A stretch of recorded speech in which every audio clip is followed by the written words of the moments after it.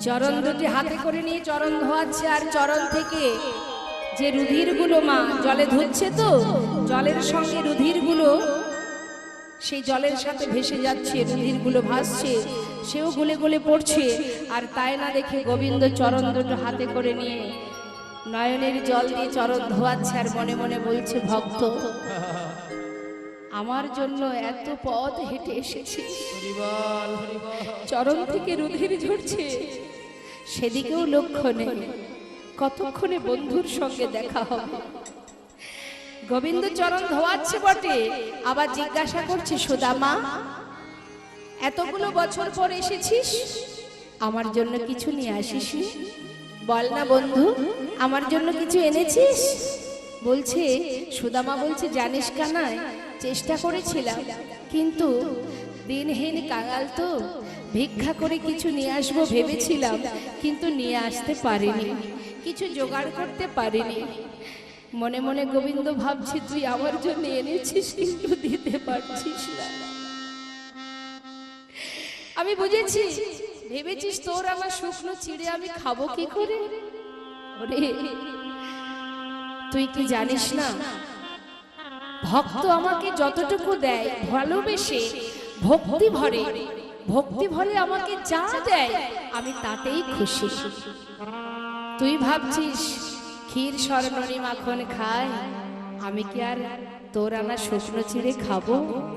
বেশ, তুই না হয় ভেবেছিস বিদুরের ঘরের শাকন্য যদি আমি সেবা করি, সবরই রেঠো কুল যদি আমি সেবা করি, তোর আনা চিড়ে খাবো না? দাঁড়া, তুই না হয় দিবি না, আমি সময় মতো খেয়ে নেব। কোনো কথা না বলে স্নান করিয়ে সুদামাকে সেবা দিয়ে এবার সুদামাকে শয়ন মন্দিরে শয়নে দিয়েছে। নে একটু ঘুমা, অনেক পথ হেঁটে এসেছিস, ক্লান্ত শরীর, একটু ঘুমা। গোবিন্দ যেই না শয়ন মন্দিরে দিয়েছে, সুদামা ক্লান্ত শরীর মা যেই না বিছানা পেয়েছে, আর নিদ্রা এসে গেছে, ক্লান্ত শরীরে ঘুমিয়ে আছে। মধ্যরাত, রাত সবাই সবাই ঘুমাচ্ছে, সেই সময় এক পা দুপা করে নিজের শয্যা ছেড়ে সুদামার শয়ন মন্দিরে একাকী শয়নে আছে সুদামা। ধীরে ধীরে চরণের পাশে গিয়ে বসেছে গোবিন্দ, পাশে বসে চরণ দুটোকে নিজের হাত দিয়ে সেবা দিচ্ছে, চরণ সেবা করছে মা। ভগবান ভক্তের চরণ সেবা করছে।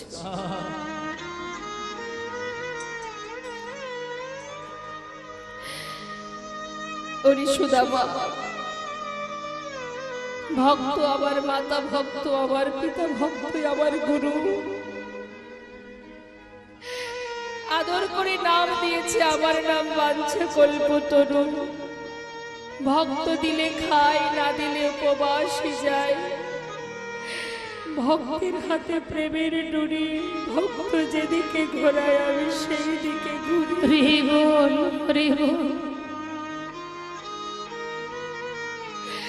আজ তুই মস্ত বড় পণ্ডিত, তুই বিপ্র, তোর ভক্তি, তোর ভালোবাসা, তোর একনিষ্ঠ ভক্তি দ্বারা আমাকে জয় করেছিস।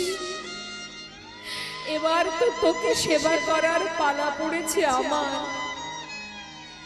আমি একটু সেবা করি। ভগবান ভক্তের কাছে চিরকাল বাধা মা। ভগবান যদি ভক্তকে ভালোবাসতে পারে, আর ভগবান যদি তার চরণে দাস হয়ে যায়, সে আজ নিজে দাস হয়ে পরম ভক্ত সুদামার চরণ সেবা করছে, চরণের দাস হয়ে পড়ে আছে। চরণ সেবা করতে করতে দেখছি চরণ তলে কত কাটা ফুটে আছে, এত কাটা ফুটেছে। নিজের হাত দিয়ে সেই কাঁটাটাকে ধীরে ধীরে পরিষ্কার করছে, যাতে বন্ধুর ঘুমটা ভেঙে না যায়, সেদিকেও লক্ষ্য। চরণের কাঁটা পরিষ্কার করতে করতে দেখছে একটা কাঁটা অনেক গভীর ভিতরে ঢুকে আছে। সে কাঁটাটা পরিষ্কার করবে কি করে? সে কাঁটা পরিষ্কার করতে পারছে না, হাত দিয়ে টানতে পারছে না।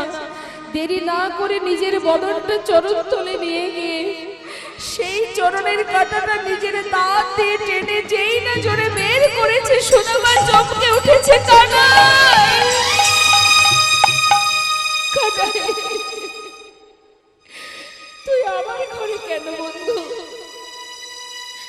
সুদামা, যেই না চমকে উঠেছে মা, যে বস্ত্রের তলায় সেই চিড়ের পুটুলিটা ছিল সেটা নিচে পড়ে গেছে। কানাই বলছে, সুদামা এর মধ্যে কি আছে বন্ধু, দেখি তো। কানাই, তুই ওটা ধরবি না, ওটা ছবি না, আমি তোকে নিষেধ করছি, তুই কিন্তু এটা ধরবি না। আরে দাঁড়া দেখি কি আছে। যেই না হাতে করে তুলে খুলেছে, দেখছে চিড়ে। কি রে, চিড়ে নিয়ে এসেছিলি আমার জন্য, আমাকে দিলি না কেন? বল, দিলি না কেন? জানিস সুদামা, ননি মাখন খেতে খেতে না আমার মুখে আর কোনো স্বাদ নেই। তুই তো আমার বন্ধু, আরে বন্ধুই তো বন্ধুর মনের খবর জানতে পারে। বুদ্ধি করে চিড়ে নিয়ে এসেছিস, ভাগ্যিস এনেছিস। আজ আমি তোর আনা চিড়ে খেয়ে একটু মুখে স্বাদটা পাল্টাবো। এই বলে মুখে দিতে যাবে, হঠাৎ দেখছে চিড়েগুলো ভেজানো। কানাই, তুই খেতে পারবি না। আমি বলছি শোন, তুই আমায় ফিরিয়ে দে, খেতে পারবি না। আরে খেতে পারবো না মানে? চিড়েগুলো তো ভেজানো। বুঝেছি, শুকনো চিড়ে খেতে গেলে মুখে ব্যথা লাগবে, তাই বুদ্ধি করে ভিজিয়ে নিয়ে এসেছিস। সুদামা বলছে, কানাই আমি তো চিড়ে ভিজিয়ে আনিনি, কি করে ভিজলো তাহলে? ওরে কানাই রে, পথে আসবার সময় তোর কথা ভাবেতে ভাবেতে আমার মনে হয় কানাই রে, আমার চোখের জলে চিড়ে ভিজে গিয়েছে, আমার চোখের জলে চিড়ে ভিজে গিয়েছে। আমি কেমন করে দেব বদলে চোখের জলে চিড়ে ভিজে গিয়েছে। আজ আমি কেমন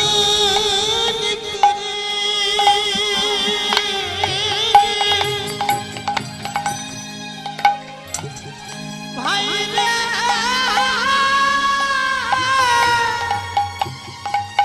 আমি দেব বদলে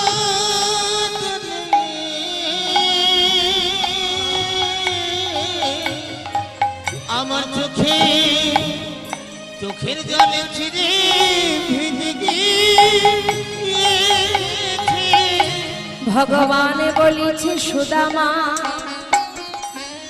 ক্ষীর ননি মাখন আমায় সবাই দেয়, চোখের জলে ভিজানো চিড়ে কেউ দেয় না। আজ আমি তোর সামনে দাঁড়িয়ে প্রতিজ্ঞা করলাম, যে চিড়ে আমায় দিতে তোর দ্বিধা হলো, আগত কলি যুগে আমি নদিয়ায় গৌর হব। যদি কলির জীবে সেবা দিতে যাই, জীবের দ্বারে দ্বারে ভিক্ষা করে, যদি মাটির মালসাই করে আমায় চিড়ে ভোগ দেয়, আমি গৌর হয়ে সেই ভোগ গ্রহণ করব। এই আমি প্রতিজ্ঞা করলাম, আগত কলিযুগে নদিয়ার পথে আমি গৌর হব। যদি কলির জীব সেবা দিতেই চায় আমাকে, তাহলে মাটির মালসাই করে ভিক্ষা করে চিড়ে ভোগ দিতে হবে, তবেই আমি গৌর হয়ে সেই ভোগ গ্রহণ করব। তাই মা, কলিযুগে কি হয়, মহাপ্রভু নিতাই গৌরের ভোগ হয় কিসে? মাটির পাত্রে। কি ভোগ হয়? ওই চিড়ে ভোগ। ওই সুদামাকে কথা দিয়েছিল, সুদামার কথা মতো সেই চিড়ে সেবা করার পর ভগবান ভক্তির ভক্তিতে পাগল হলেন।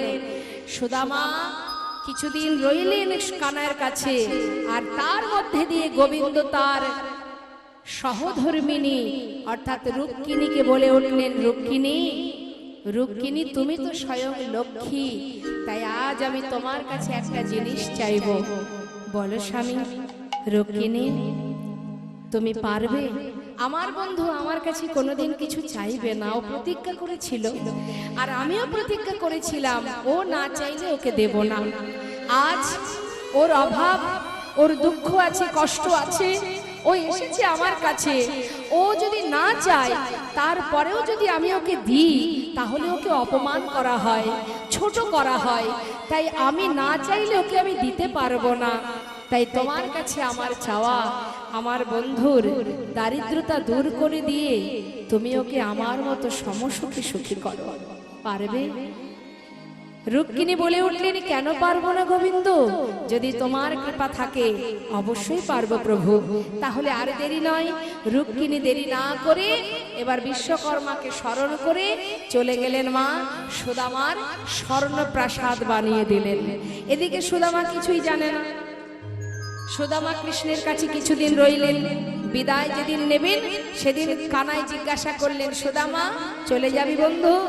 তা যাওয়ার আগে কিছু বলবি? না, শুধু তোর কাছে আমার একটাই চাওয়া কানাই, এই যে তুই আমায় ভালোবাসিস, যতদিন বেঁচে থাকবো কথা দে সঙ্গ ছাড়া করিস না ভাই, সঙ্গ ছাড়া করিস না, সঙ্গ ছাড়া করিস না ভাই। এ জন্মে নয় জন্মে জন্মে আর কিছু চাই না কানাই, জন্মে নয় জন্মে জন্মে আর কিছু চাই না কানাই, এই জন্মে নয় জন্মে জন্মে যেন সঙ্গ ছাড়া করিস না ভাই। তবে যা সুদামা, আমি তোকে বলছি তোর কোনো দুঃখ থাকবে না। সুদামা মনে মনে চিন্তা করছে, আমার এত দুঃখ আর ও কিনা বলে আমার দুঃখ থাকবে না। ও কি জানে না? ও তো সব জানে, তারপরেও কেন এ কথা বলছে? সে ভাবতে ভাবতে যাচ্ছে মা। বৃন্দাবনে পৌঁছে তার স্ত্রী যেখানে ছিল সেখানে আর খুঁজে পাচ্ছে না। গেল কোথায় আমার গিন্নি? এই গাছতলাতেই ছিল। চারিদিকে খুঁজছে আর হঠাৎ দেখছে একটা স্বর্ণ প্রাসাদ, রাজপ্রাসাদ। ভাবছে নিশ্চয়ই কোনো ধনী ব্যক্তি হয়তো তৈরি করেছে, কিন্তু আমার স্ত্রী কোথায়? হঠাৎ দেখছে ওই প্রাসাদ থেকে রাজরানীর বেশে বরণডালা হাতে নিয়ে তার স্ত্রী সুশীলা নিচে নেমে আসছে। তাই না দেখে এক দৃষ্টিতে চেয়ে আছে, চিনতে পারছে না এ কি আমার গিন্নি। এমন সময় নিচে নেমে এসে বলছে, স্বামী তুমি তার কাছে কিছু না চাইলে কি হবে? দেখো দেখো তোমার বন্ধু তোমার সমস্ত দুঃখ দূরীভূত করে সর্বসুখে সুখী করেছে। এসো স্বামী। গোবিন্দ আমার কৃপা করলেন মা, না চাইতেই সবকিছু পাওয়া যায়। ভগবান বললেন, শাস্ত্রে বললেন, ভাবছো বসে চলবে কিসে তুমি ভাববার কে? যার ভাবনা সেই ভাবে, তুমি ভাবো তাকে। এবার বরণ করে স্বামীকে ঘরের ভিতরে নিয়ে গেলেন। ঘরের ভিতরে নিয়ে গিয়ে দুজনে এবার গোবিন্দ সেবায় রত হলেন।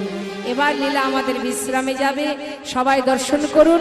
ভক্ত আর ভগবানের মিলন হইল, ভক্ত আর ভগবানের মিলন হইল, প্রেমানন্দে বদন ভরে হরি হরি বল, প্রেমানন্দে বদন ভরে হরি হরি বলো।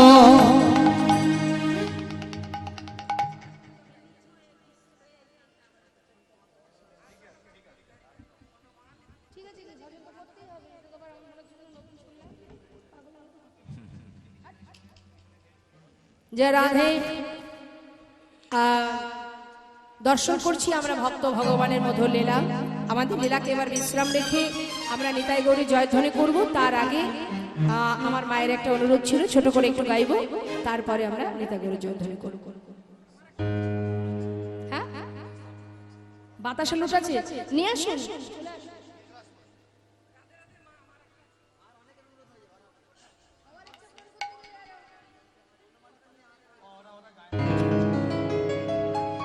যা রাধে আমরা শুনবো সেই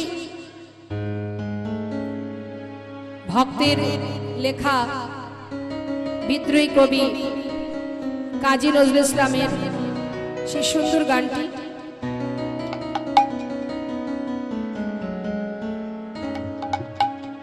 খেলিছ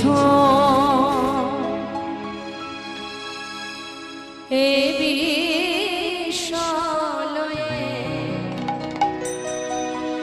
বিরাট শিষ মনে খেলিছ এই বিরাট শিশু আনমনে খেলিছ। প্রলয় সৃষ্টি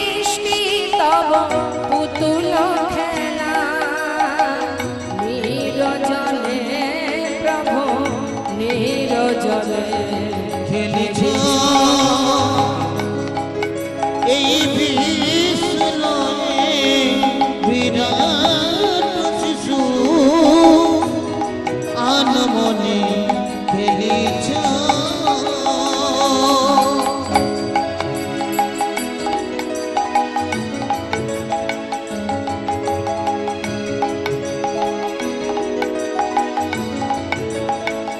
ভগবান তিনি খেলছেন বিশ্ব ব্রহ্মাণ্ডটাকে নিয়ে। আমরা মনে করি আমরা সব করেছি, আমরা সব পারি, আমরা সব জানি, আমরা যা খুশি তাই করতে পারি, কিন্তু আমাদেরকে নিয়ে খেলছেন তিনি নিরজনে বসে আপন মনে, কখনো ভাঙছে কখনো গড়ছে। তা খেলছেন কোথায়, কোন জায়গায় বসে? শূন্যে মহা আকাশে তুমি মগ্ন লীলা বিলাসে, দুঃখে অবিকার নৃত্য তুমি এই উদার, সুখে দুঃখে অবিকার, হাসিছ